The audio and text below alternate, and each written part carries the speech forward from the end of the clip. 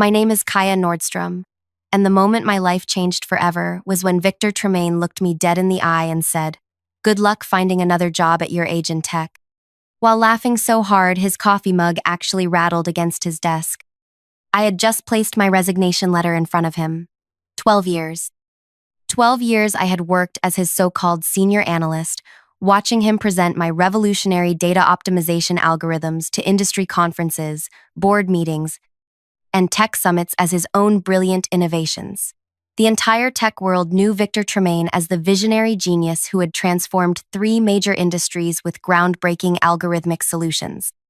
What they didn't know was that I had designed every single line of code. But let me pause for just a second here. Before I go deeper into what happened, could you please take a few seconds to tell me in the comments where you're listening from? Because I want to know where my story reaches. And also, like, subscribe, and click the bell icon because what I'm about to tell you is going to get absolutely wild, and you're not going to want to miss what happens next. Okay, so there I was, standing in Victor's corner office on the 42nd floor, watching this man who had built his entire career on my work treat my resignation like some kind of joke. He was 53, silver-haired, always wore these expensive navy suits that probably cost more than most people make in a month. The kind of man who never questioned why he deserved to be at the top. "Seriously, Kaya," he continued, leaning back in his chair like he was doing me some kind of favor by even acknowledging my existence. "You're 41. In tech years, that's practically ancient. And honestly, what experience do you really have besides following my directions for over a decade?" I just stood there holding this cardboard box. Nothing fancy, just a regular moving box I had grabbed from the supply closet. Victor glanced at it with mild curiosity. "What's that? Your personal trinkets? Family photos and coffee mugs?" "My backup drives," I said calmly. His expression shifted slightly. Not panic yet, but definitely confusion. "Backup drives? Of what?" "Every algorithm iteration, every failed experiment, every breakthrough moment. 12 years of development logs, time-stamped code commits, and design documentation. All stored in my personal cloud storage, naturally." Now I watched the color literally drain from his face. See, Victor had a secret that I had kept for 12 years. He had never understood a single line of the technical work. Not one algorithm, not one optimization, not even the basic principles behind the systems that had made him famous. He was essentially a very well-paid presenter who had gotten extremely good at explaining my innovations as if he had created them himself. "You can't take proprietary company information," he said, but his voice had lost all that confident bluster from just moments before. "Actually, I can.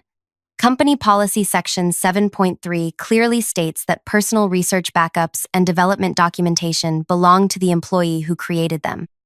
I wrote that policy myself 3 years ago when we had that security audit. You signed off on it without reading it, remember?" The thing about Victor was that he had always been too arrogant to bother learning the technical details of anything. He would sit in our development meetings, nod at the right moments, ask a few surface-level questions, and then walk into boardrooms and present my work with complete confidence. For 12 years, I had watched him take credit for algorithms that had revolutionized inventory management for major retail chains, optimized supply networks for global shipping companies, and created predictive models that saved manufacturing companies millions of dollars annually. "Kaya, let's talk about this reasonably," he said, standing up and trying to regain some authority. "Those algorithms were developed on company time, using company resources." "Using my brain," I interrupted. "My education, my creativity, my problem-solving abilities. And according to the intellectual property agreements you made me sign, any documentation I created for personal learning and development purposes belongs to me. I've been very careful about that for 12 years. The truth was, I had been planning this moment for exactly 18 months.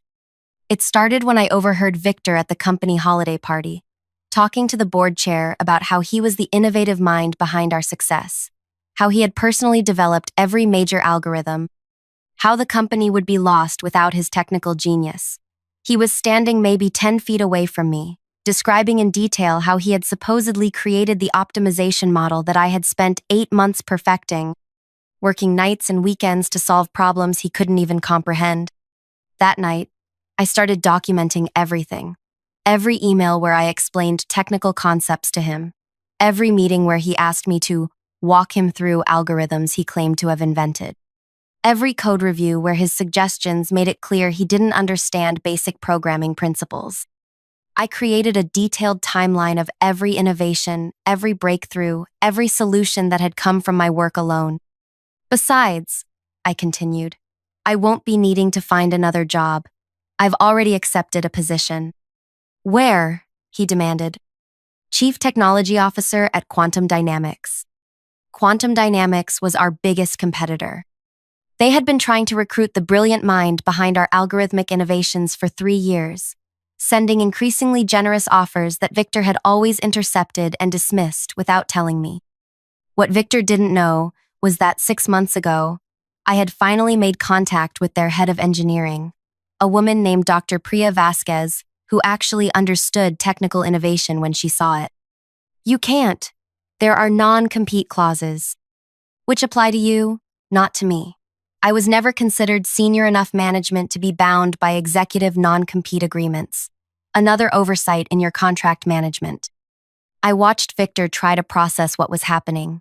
In his mind, I was just his assistant who happened to be good with computers. The idea that I could independently navigate corporate negotiations, legal frameworks, and strategic career moves was completely outside his understanding of who I was. The real problem, Victor, I said, is that you never bothered learning what made you famous. See, here's what was about to happen. In 6 months, I would release next-generation algorithmic solutions at Quantum Dynamics that would make our current systems look like basic calculators. These weren't improvements on existing algorithms. These were completely new approaches I had been developing in my personal time, innovations that represented the next evolutionary step in data optimization. When Quantum Dynamics started showcasing these revolutionary new systems, the tech industry would immediately recognize the advancement. Industry experts would start asking questions about how these algorithms worked, requesting technical papers, demanding detailed explanations of the methodology, and Victor would have absolutely no answers. Meanwhile, our current systems would start showing their age. Without me there to continuously refine and optimize the algorithms, performance would gradually decline. The sophisticated monitoring and adjustment protocols I had built would begin failing without someone who understood the underlying architecture. But the real masterpiece was going to be the industry conference circuit. Victor had already committed to keynote presentations at 4 major tech conferences over the next 8 months. He would be expected to discuss technical innovations, answer detailed questions about algorithmic approaches, and engage with other experts about future development directions. Except he had never actually understood any of it. I had always prepared his presentations, written his talking points, and even fed him answers through earpieces during question and answer sessions. Without me, he would be standing in front of hundreds of industry experts with nothing but memorized buzzwords and surface-level explanations. You don't understand what you're doing, Victor said, but his voice was shaking now. This will destroy your career. No one will ever trust you again if you steal proprietary information. I'm not stealing anything. I'm taking my own work. And actually, Dr. Vasquez has already put me in touch with patent attorneys who are very interested in reviewing the documentation I've maintained. Apparently, there might be questions about whether the patents filed under your name accurately reflect the true inventor. That was when Victor's face went completely white. The patents, 18 different algorithmic innovations, all filed under his name as the primary inventor, with me listed only as a contributing researcher. Patents that were worth millions in licensing revenue. Patents that formed the foundation of our company's intellectual property portfolio. Patents that I could prove I had developed entirely myself. The time-stamped development logs are particularly interesting, I continued. They show a clear progression of innovation, problem-solving, and technical breakthrough that corresponds exactly with every major patent filing. What they don't show is any input, feedback, or contribution from you beyond approving the final implementation. Victor sat back down heavily. I could practically see him calculating the implications. If those patents were challenged, if I could prove I was the actual inventor, the financial consequences would be catastrophic. The company could lose its intellectual property portfolio, licensing agreements could be invalidated, stock value could plummet, and Victor's reputation would be completely destroyed. "What do you want?" he asked quietly. "I don't want anything from you, Victor. I'm just leaving. But I thought you should know what's coming."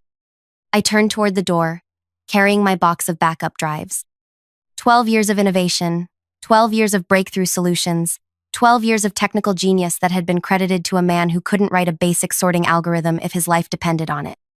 "The really tragic part," I said, pausing at the office entrance, "is that if you had just given me proper credit, if you had acknowledged my contributions, if you had treated me as a partner instead of a subordinate, none of this would be happening. I would have been happy to stay and continue developing innovations under shared recognition." "Kaya, wait."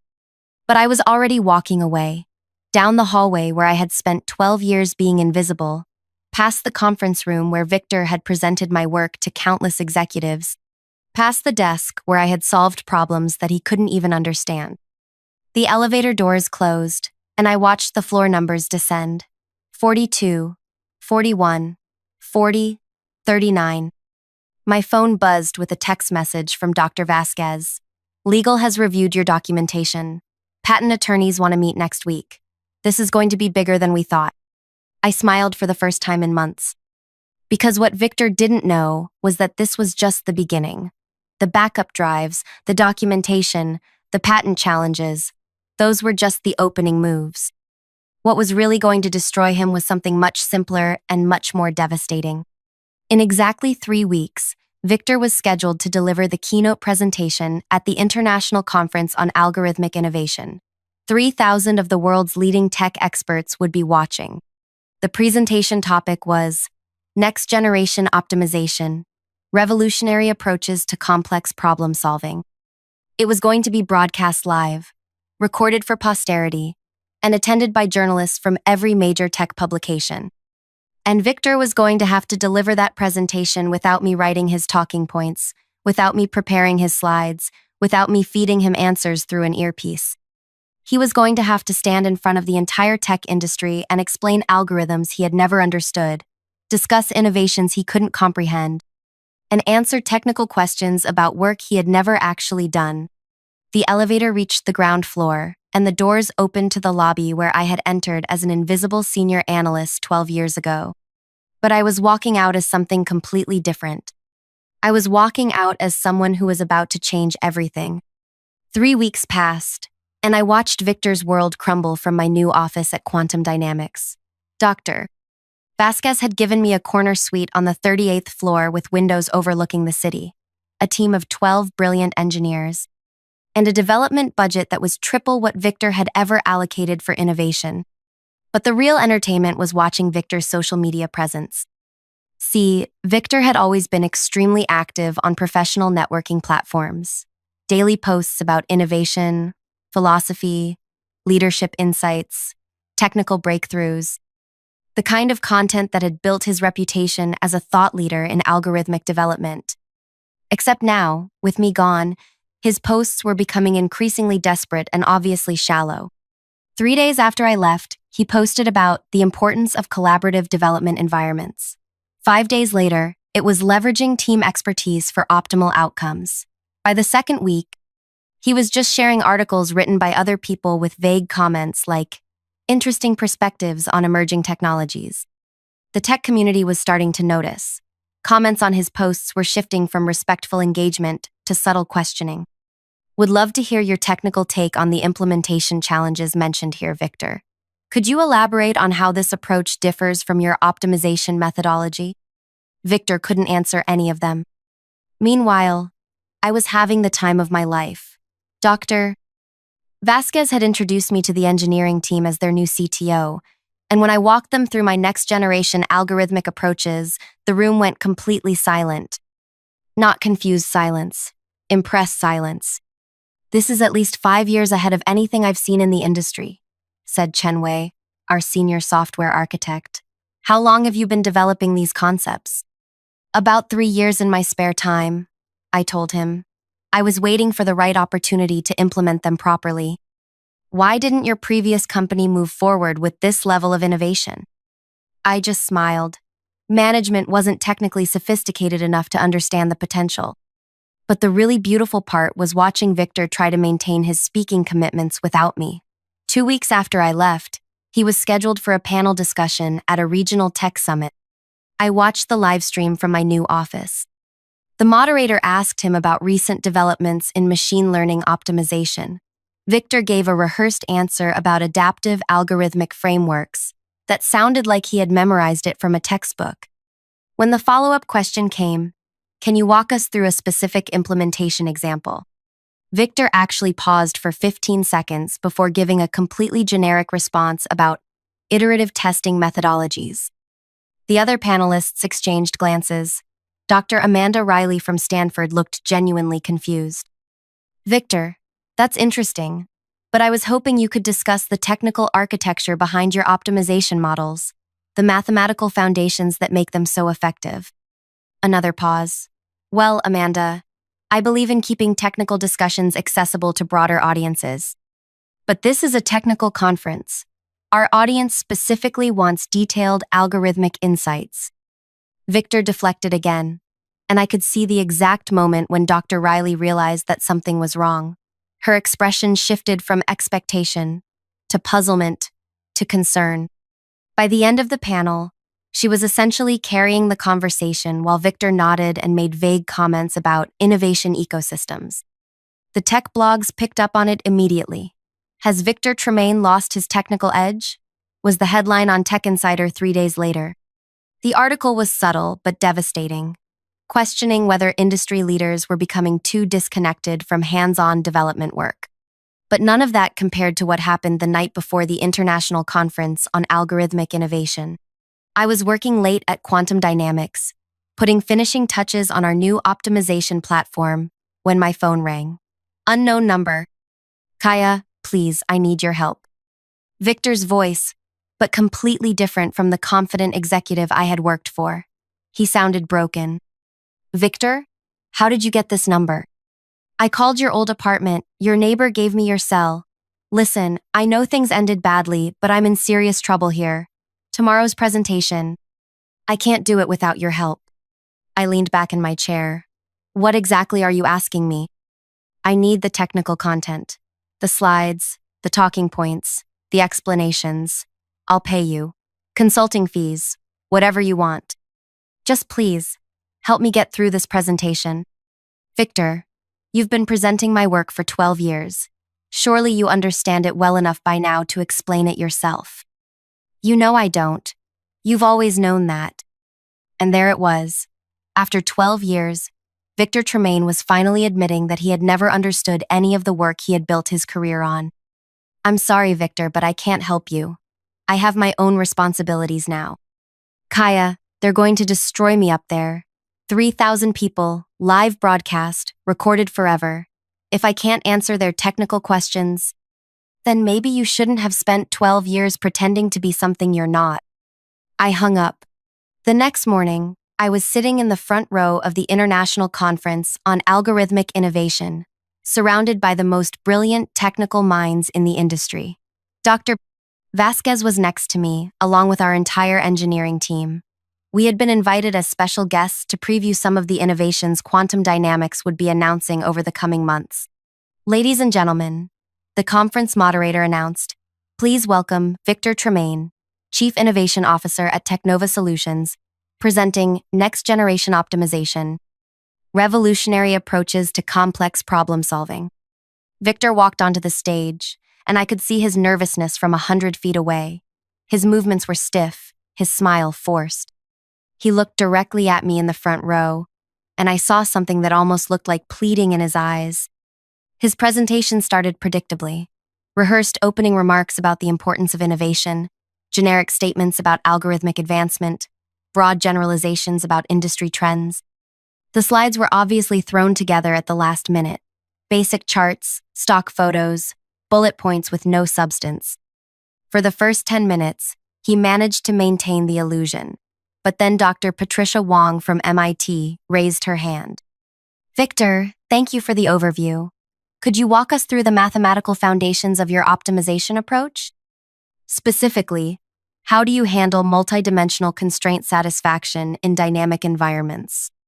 Victor stared at her for what felt like an eternity. That's an excellent question, Patricia. The mathematical foundations are quite complex.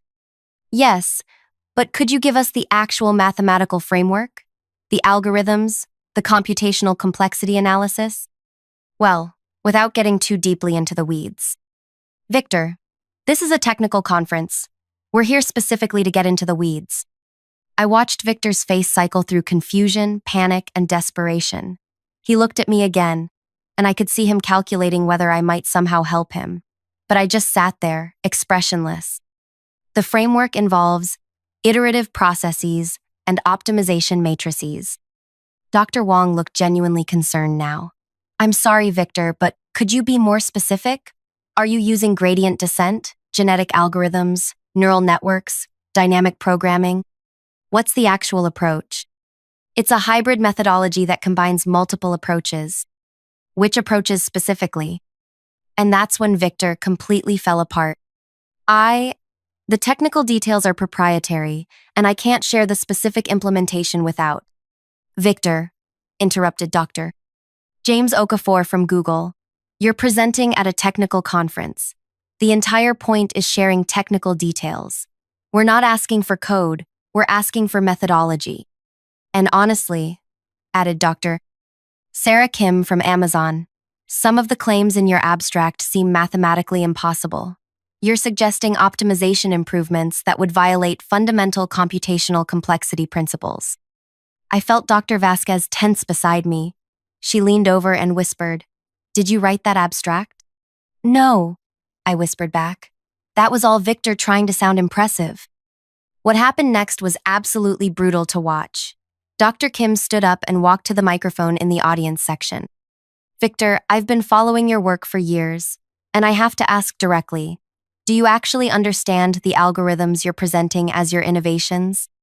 The auditorium went completely silent. 3,000 people, watching Victor Tremaine being called out on live broadcast by one of the most respected algorithmic researchers in the world. That's an inappropriate question. Is it because I've reviewed your recent social media posts, your panel discussions, and now this presentation, and I'm seeing a consistent pattern of technical avoidance? You consistently deflect when asked for specific implementation details. Dr. Wong stood up too.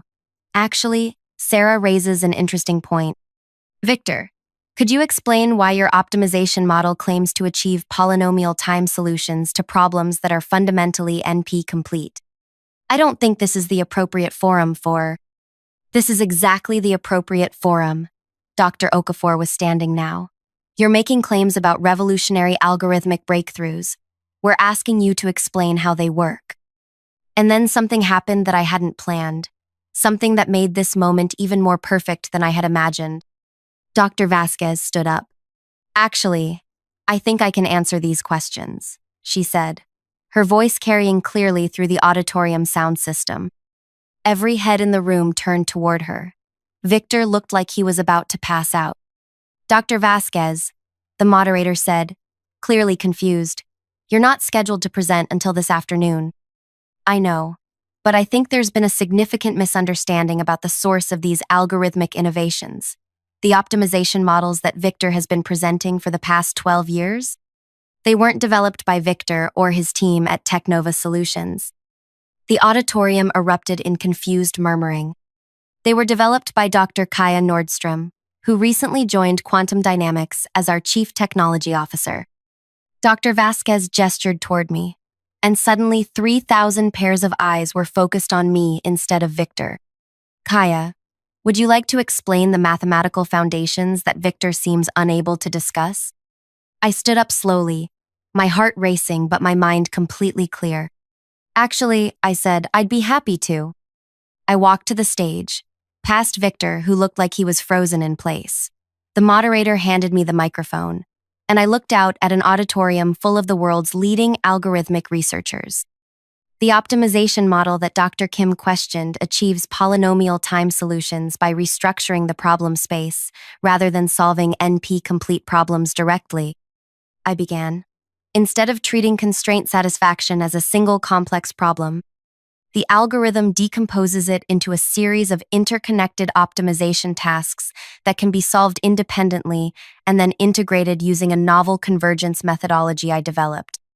I could see faces in the audience lighting up with understanding and interest. Dr. Wong asked about mathematical foundations.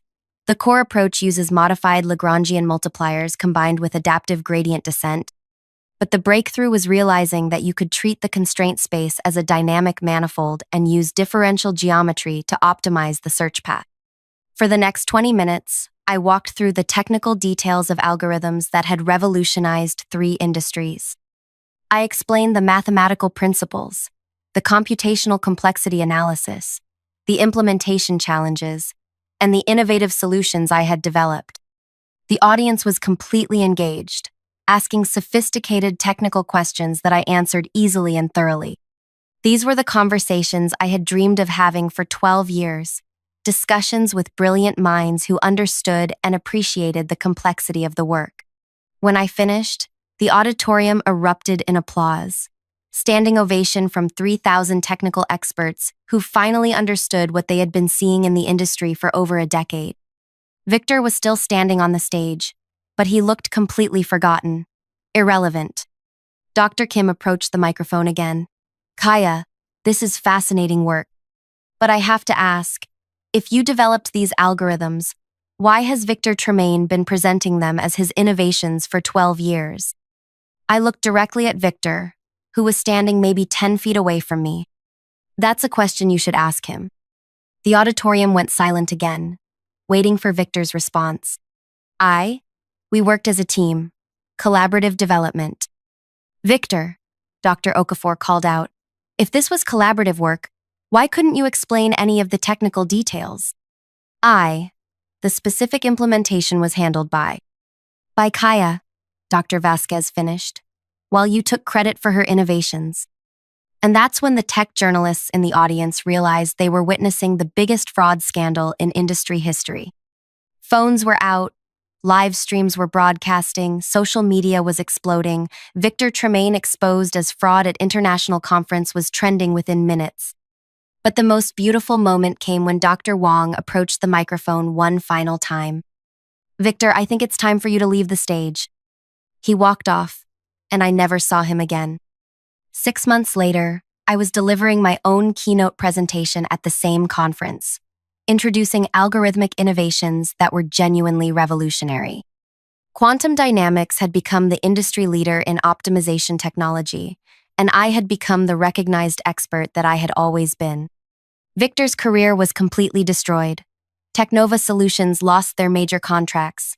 Their stock price collapsed, and Victor was quietly asked to resign. The patents were successfully challenged, and I was recognized as the true inventor of innovations worth millions in licensing revenue. But you know what the most satisfying part was? 3 weeks after the conference, I received a handwritten letter from Victor. Not an email, not a text message, but an actual letter delivered to my office. Kaya, it said, I spent 12 years taking credit for your genius, and I convinced myself that I deserved it because I was the one brave enough to present it to the world. I realize now that presenting someone else's work isn't bravery, it's cowardice. You were always the innovator, the problem solver, the brilliant mind behind everything we accomplished. I was just the person standing in your way. He was right. And that's my story. From invisible senior analyst to chief technology officer, from stolen credit to recognized genius, from workplace humiliation to industry transformation. Sometimes the best revenge isn't getting even, it's becoming who you were always meant to be. So here's what I want you to do. If this story inspired you, if it made you think about your own untapped potential, if it reminded you that brilliance shouldn't be hidden or stolen, then please share this video with someone who needs to hear it. Leave a comment telling me about a time when you had to fight for recognition you deserved. And subscribe, because I've got more stories about people who refused to stay invisible. The world is full of Victor Tremaines taking credit for other people's genius. but it's also full of people like us, waiting for the right moment to step into the light. Your moment is coming, trust me on that.